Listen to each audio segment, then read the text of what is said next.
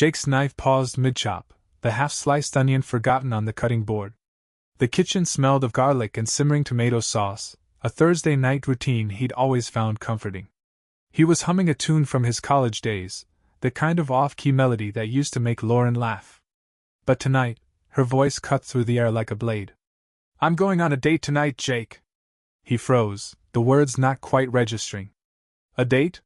He turned, expecting her to crack a smile, to admit it was some weird joke. But Lauren stood by the doorway, one hand adjusting an earring, her lips curled into a smirk that hit him harder than her words.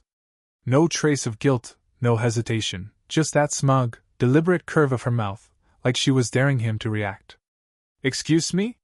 Jake's voice came out quieter than he intended, the knife still in his hand. He set it down, wiping his palms on his jeans, trying to steady the sudden thud of his heartbeat. Lauren sighed, like she was explaining something obvious to a child. "I'm going out tonight. With someone." She turned to the mirror by the door, checking her reflection with a casual flick of her wrist. "I figured I'd be upfront about it. No drama, okay?" Jake stared, his mind scrambling to catch up. This wasn't a prank. His wife of 8 years, the woman he'd built a life with in Seattle, shared bills, shared dreams, shared late-night talks about their future, was standing there, telling him she was going on a date. Like it was normal. Like it was nothing. The room seemed to shrink, the air growing thick, but he forced himself to stay calm. He wasn't going to give her the meltdown she seemed to expect. "A date," he repeated, his tone flat, testing her. "You're serious?" Her smirk didn't waver. "Completely." She picked up her purse, slinging it over her shoulder with a practiced ease. "I'll be back late. Don't wait up." She paused, her eyes locking onto his for a moment, as if waiting for him to beg, to shout, to do something she could twist into her narrative. Jake's jaw tightened, but he swallowed the urge to react. Instead, he nodded, his voice steady. "Have fun." Her smirk faltered, just for a second, her eyes narrowing like she hadn't expected that. She'd scripted this moment, he could tell, probably imagined him crumbling, pleading for answers. But Jake wasn't playing her game. Not tonight. She hesitated, then flipped her hair and walked out. The door clicked shut, and Jake let out a breath he hadn't realized he was holding. His hands shook as he gripped the counter, the simmering sauce forgotten. The silence in the kitchen was deafening, broken only by the faint hum of the fridge. For a moment, he stood there, replaying her words, her expression, the way she'd looked at him like he was already irrelevant. Jake wasn't a confrontational guy. He was the one who volunteered at the local animal shelter, who coached a youth soccer team on weekends, who always tried to de-escalate when he and Lauren argued.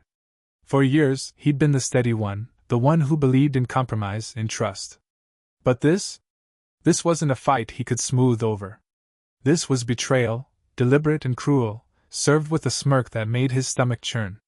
He grabbed his phone, his fingers hovering over Lauren's contact. No, calling her would be playing into her hands. She wanted a reaction, wanted him to chase her. Instead, he opened the tracking app they'd installed years ago when she started late-night jogs. She'd probably forgotten it was still active. A small dot blinked on the map, not a restaurant, not a bar, but a residential address in Bellevue, across town. His grip tightened.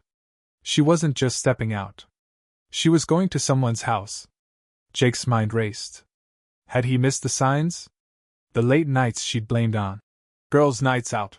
The new confidence in her step, the way she'd started pulling away, her affection replaced by a cold distance. He told himself it was stress, maybe a phase. They'd been married 8 years, surely every couple hit a rough patch. But this wasn't a rough patch. This was a calculated move. He opened their shared bank app next, scrolling through transactions. There it was, charges for dinners at upscale places he'd never been to, a hotel in downtown Seattle from 3 weeks ago. His stomach twisted, not with sadness but with a growing clarity. This wasn't a one-off. Lauren had been living a double life, and she'd just thrown it in his face.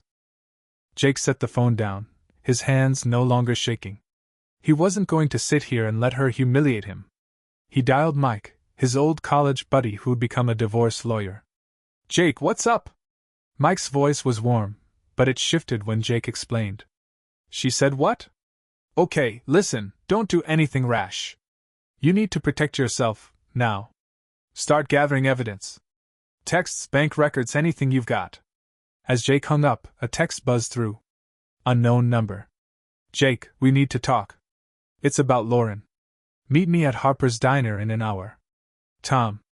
Jake stared at the message, his pulse spiking. Who the hell was Tom? Another one of Lauren's games? But something about the message felt urgent, real. He grabbed his jacket, his mind already working through possibilities. If this Tom knew something, Jake needed to hear it. Lauren thought she was in control, but she was about to learn she'd underestimated him. Jake's truck rumbled into the parking lot of Harper's Diner, the neon sign flickering against the Seattle dusk. His heart pounded, not from fear but from a restless energy that had been building since Lauren's smirk burned into his mind. The text from Tom, a stranger claiming to know something about his wife's betrayal, had pulled him here. He didn't know what to expect, but sitting at home wasn't an option. He needed answers, and he needed them now. Inside, the diner smelled of burnt coffee and fried onions, the low hum of conversation mixing with the clink of dishes. Jake scanned the booths and spotted a man in his early 50s, sitting alone, his posture rigid. The guy raised a hand, signaling Jake over. You must be Jake, he said as Jake slid into the booth. His voice was steady but carried a weight, like someone who'd been through too many tough conversations. Tom, right? Jake kept his tone neutral, his arms crossed. What's this about? Tom leaned forward, his hands clasped around a coffee mug. I'm not here to waste your time. It's about Lauren. She's been lying to both of us. Jake's stomach tightened, but he kept his expression blank. Go on. Tom exhaled, glancing around before lowering his voice. I met Lauren 6 months ago. She told me you two had an open marriage, that you were fine with her seeing other people. I believed her, stupidly. But a few weeks ago, I started noticing holes in her stories. Late-night work meetings that didn't add up. Photos of her at places she never mentioned. When I pushed her, she got cagey, said I was overreacting. That's when I realized I wasn't the only one she was playing. Jake's jaw clenched, but he stayed silent, letting Tom continue. I did some digging, Tom said. Found out about at least 3 other guys. One's a businessman in Bellevue, Daniel Bowers. Sound familiar? Jake nodded, the name matching the address from the tracking app. Yeah. She was at his place tonight. Tom's eyes darkened. That's not all. She's been spinning the same story to everyone, open marriage, no big deal. But last night, I overheard her on the phone. She was talking to someone, bragging about how she's got you right where she wants you. Said you'd never suspect a thing. Jake's fingers dug into his palms under the table. The image of Lauren's smirk flashed in his mind, her casual cruelty now making sense. She hadn't just betrayed him, she'd orchestrated it, treating him like a pawn in her game. Why tell me this? He asked, his voice low. What's in it for you? Tom leaned back, a flicker of shame crossing his face. I'm not proud of being one of her idiots. When I realized she was juggling multiple guys, I felt like a fool. But when I heard her talking about you, about how she's planning to screw you over, I couldn't stay quiet. You don't deserve this. Jake studied him, searching for any sign of a lie. But Tom's gaze was steady, his regret genuine. What's she planning? Jake pressed. Tom hesitated, then leaned in closer. She's going to file for divorce first. Wants to paint you as the bad guy, controlling, maybe even abusive. Said she's already laying the groundwork with friends, planting stories. She's talking about hitting you financially, too, before you can react. Mentioned something about a restraining order to make it look like she's scared of you. The words hit Jake like a punch, but instead of pain, a cold clarity settled over him.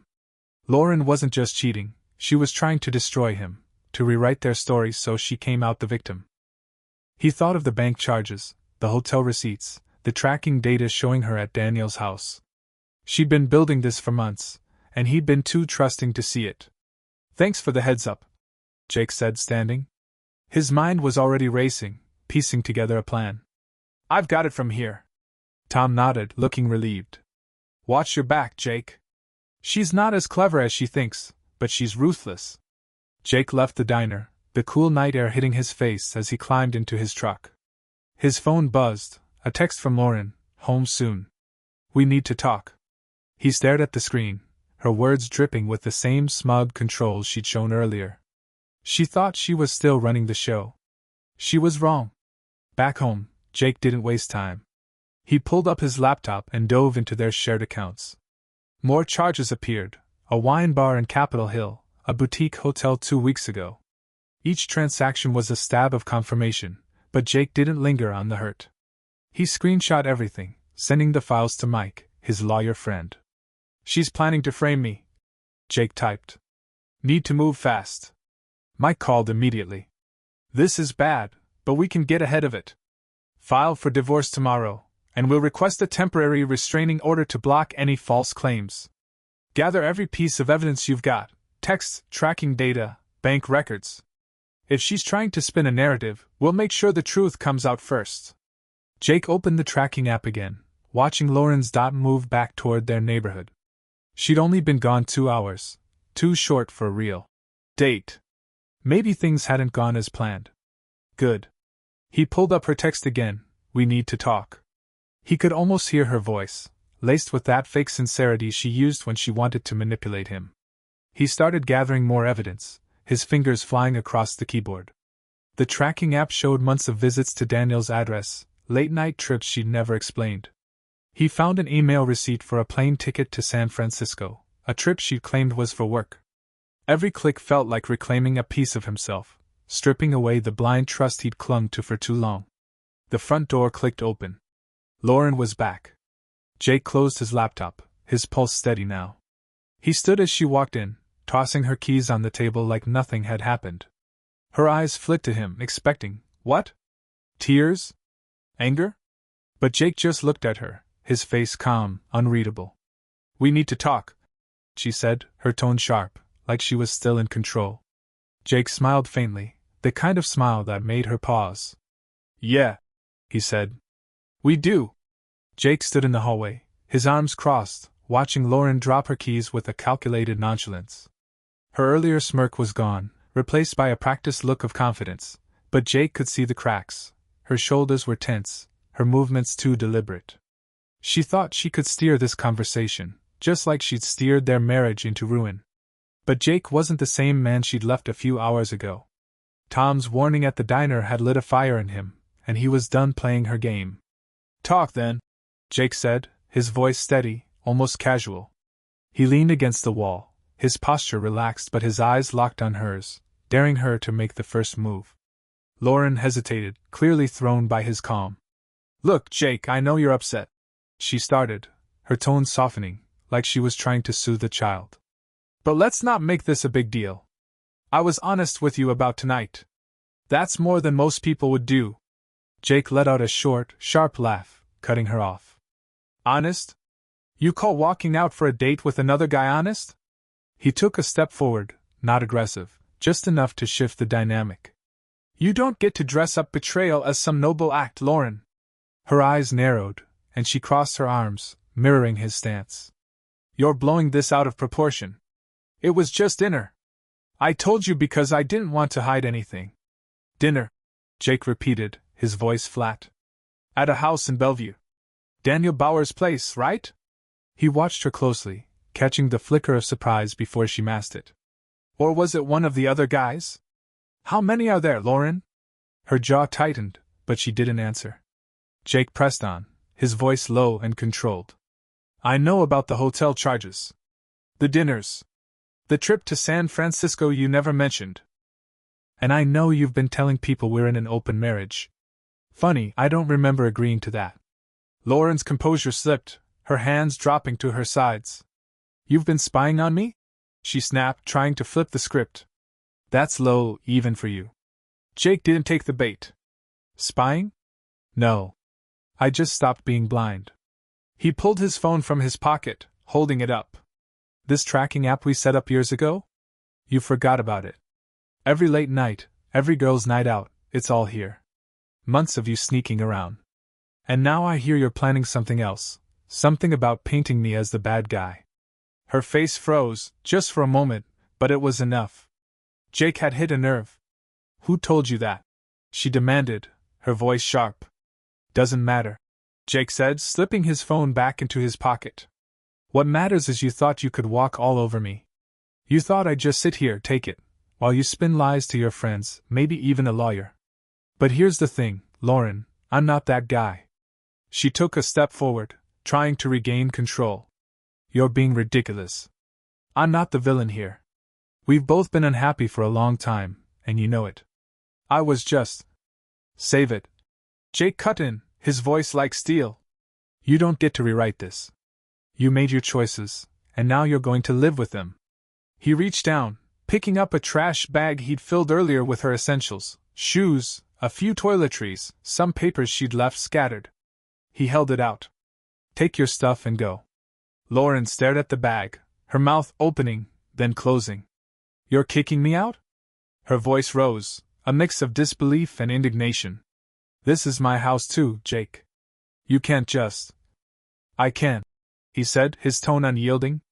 You checked out of this marriage a long time ago. You don't get to stay here and pretend everything's fine while you're plotting to screw me over. He set the bag at her feet, his eyes never leaving hers. Go back to Bellevue. Or wherever. But you're not staying here. For a moment she didn't move. Jake could see the gears turning in her head, searching for a way to twist this back in her favor. Then, with a scoff, she snatched the bag, her knuckles white around the handle. You're going to regret this. She spat, her voice dripping with venom. This isn't over. Jake shrugged, unfazed. It is for me. She stormed out, the door slamming behind her. The sound echoed, but Jake didn't flinch. He stood there, letting the silence settle, his pulse steady for the first time all night. He'd taken the first step, but he knew this was far from done. Lauren wasn't going to let this go quietly, not with what Tom had told him about her plans. He pulled out his phone and called Mike. She's gone, Jake said as soon as Mike picked up. I told her to leave. But she's not going to stop. You were right, she's already scheming. Mike's voice was all business. Good move. We need to file first thing tomorrow. I've got the paperwork ready. Send me everything you've got, screenshots, tracking data, that text she sent you. If she's planning to play dirty, we'll make sure she doesn't get the chance. Jake spent the next hour compiling evidence. The tracking app data showed Lauren's trips to Bellevue stretching back months. He found more bank charges, another dinner, a bar tab from last week, a boutique purchase she'd never mentioned. He forwarded it all to Mike, along with the text she'd sent after leaving, home soon. We need to talk. It wasn't much on its own, but paired with everything else, it painted a clear picture of her intent. As he worked, his phone buzzed again. Another unknown number. Jake, it's Tom. Found something else. Call me. Jake's gut twisted. He dialed Tom immediately. What now? He asked, skipping pleasantries. Tom's voice was grim. I got a hold of one of her friends, someone she's been talking to. Lauren's not just planning to file first. She's already started telling people you were controlling, maybe worse. She's building a case, Jake, and she's moving fast. Jake's grip on the phone tightened. Anything else? Yeah, Tom said. She mentioned a lawyer in Bellevue. Someone who specializes in messy divorces. If you're going to beat her to the punch, you need to do it now. Jake hung up, his mind racing but focused. Lauren thought she could outmaneuver him, but she'd underestimated him one too many times. He wasn't just going to survive this, he was going to win. Jake woke to the buzz of his phone, the screen glowing with notifications. It was barely dawn, but the weight of last night's confrontation with Lauren lingered like a bruise. He'd sent her packing, her threats still ringing in his ears. This isn't over. Now, as he scrolled through his messages, he saw she'd already started her next move. A post on social media, vague but pointed, hinted at a toxic marriage, painting herself as the victim. Jake's jaw tightened. She was fast, but he was faster. He called Mike, his lawyer, before his coffee even finished brewing. She's already spreading lies online, Jake said, pacing the kitchen. Says I was controlling. People are commenting, buying her story. Mike's voice was calm but urgent. We expected this. I've got the divorce papers ready to file today. The evidence you sent, tracking data, bank records, her text, gives us a strong case. We're also requesting a preemptive protection order to block any false restraining orders she might try. You did good, Jake. Stay focused. Jake hung up, his resolve hardening. He wasn't just fighting for his house or his savings, he was fighting for his name, his truth. He opened his laptop and pulled up the tracking app again, double-checking the data, months of Lauren's late-night trips to Bellevue, each one a piece of her double life. He emailed Mike a few more screenshots, including a receipt for a dinner she'd never mentioned, timestamped during a night she'd claimed to be at a work event. His phone buzzed again. Tom, the stranger from the diner. Check her social media. She's escalating. Jake opened Lauren's profile and found a new post, a photo of her looking somber, captioned, "Learning to stand up for myself after years of feeling trapped." The comments were a mix of sympathy from her friends and subtle jabs at Jake. He recognized a few names, people they'd both known for years. His stomach twisted, but he didn't let it shake him. Instead, he forwarded the post to Mike. "This is what she's doing," he typed. "We need to shut it down." Mike replied instantly, "Don't engage. Let me handle it. Meet me at my office in an hour." Jake grabbed his keys and headed out, the Seattle morning damp and gray. At Mike's office, a small firm in Belltown, the plan came together quickly. Mike laid out the strategy, filed for divorce before Lauren could, citing her infidelity with the evidence Jake had gathered. The protection order would prevent her from spinning a false narrative about abuse. "She's trying to control the story," Mike said, "but we've got the facts. Courts don't care about social media drama, they care about proof." By noon, the papers were filed. Jake felt a strange relief as Mike sent the documents to the courthouse. He'd beaten Lauren to the punch, but the fight wasn't over. Back home, he checked his phone and saw a new text from an unknown number. "Jake, it's Sarah, Lauren's friend from work. I saw her post. It's not right. Can we talk?" Jake hesitated. Sarah had always been friendly, but he didn't know where her loyalties lay. Still, if she had information, he couldn't ignore it. He met Sarah at a coffee shop near Pike Place Market. She looked nervous, clutching her latte as she spoke. "I didn't know what Lauren was doing until recently," she said, her voice low. "She's been telling people you were controlling, that you pushed her away. But I saw her with Daniel Bowers months ago, and she laughed about how you had no clue. When I called her out, she got mad, said I didn't understand." Sarah slid her phone across the table, showing a text from Lauren. "Jake's going to regret crossing me." Jake's blood ran cold, but he kept his expression neutral. "Thanks for telling me," he said, forwarding the text to Mike. "Why come forward now?" Sarah sighed. "I thought she was just venting at first, but she's been lying to everyone. I couldn't stay quiet when I saw her post today. You don't deserve this." Jake nodded, grateful but wary. Sarah's information was another piece of the puzzle, but Lauren's campaign was gaining traction. By evening, more of her friends had chimed in online, spreading her version of the story. Jake's phone lit up with messages from mutual friends, some asking if he was okay, others fishing for gossip. He ignored them, focusing on Mike's updates. The divorce filing was processed, and the protection order was in motion. Mike had also contacted Daniel Bauer's lawyer, hinting at a subpoena for his testimony if Lauren pushed her lies further. Then Tom called again. "Jake, heads up. Lauren's been asking around about a lawyer in Bellevue, someone who handles high-conflict divorces. She's not backing down." Jake thanked him and hung up, his mind racing. Lauren was building an army, friends, a lawyer, a narrative designed to bury him. But she'd underestimated his allies. Mike was a bulldog, Sarah was a wild card, and even Tom, a stranger burned by Lauren's lies, was in his corner. Jake wasn't alone, and that gave him an edge. As night fell, Jake got a call from Mike. "Good news," Mike said.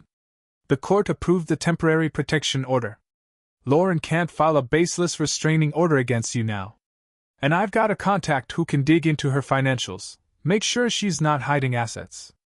We're in a strong position, but stay sharp. She's not done." Jake set his phone down, a quiet determination settling over him.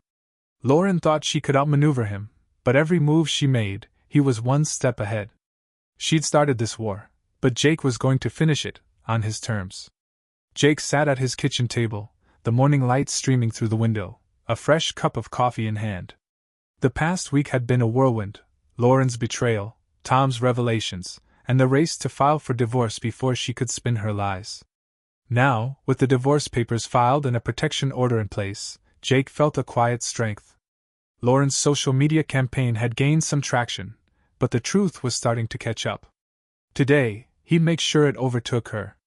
His phone buzzed with a text from Mike. Court hearing scheduled for next week.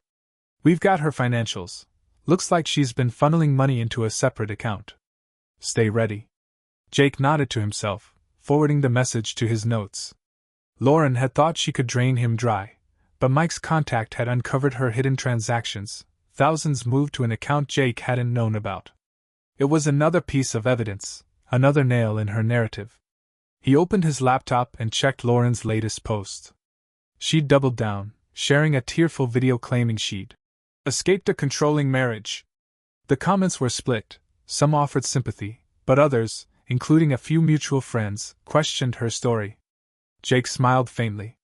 Sarah's tip about Lauren's lies had spread, and Tom had reached out to another of Lauren's dates, a guy named Chris, who'd confirmed her open marriage story was a fabrication. The cracks in her facade were widening. Jake's phone rang. Sarah again.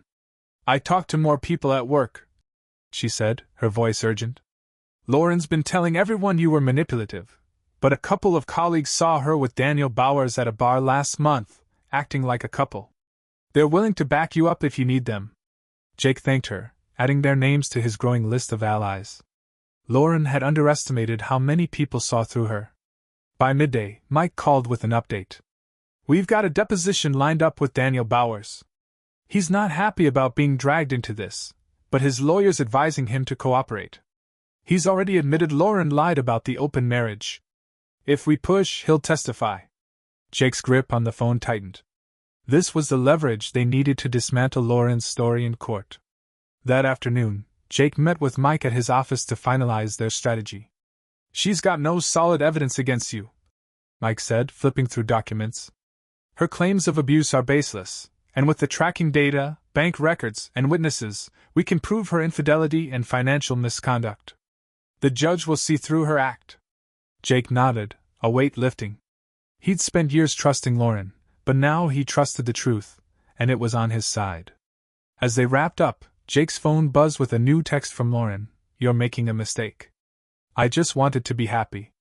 He stared at the words, expecting anger or pain, but felt only resolve.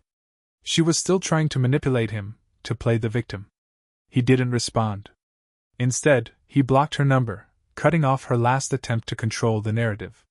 The next week, at the courthouse, Jake sat beside Mike, watching Lauren across the room. She sat with her lawyer, her posture stiff, her eyes avoiding his. The hearing was swift.